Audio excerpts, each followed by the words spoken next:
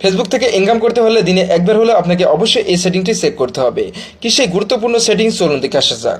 সর্বপ্রথম আপনি আপনার মোবাইল স্ক্রিনে চলে আসবেন। আসার পর আপনার যে মূল প্রোফাইল আইকন আছে আপনি সেখানে ক্লিক করবেন।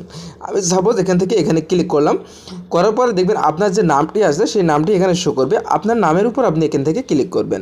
এই নামের উপর ক্লিক করলাম। করার পরে দেখবেন এখানে ভিউ টুলস নামে একটি অপশন আসছে, আপনি এখান থেকে এই ভিউ টুলসে ক্লিক করবেন।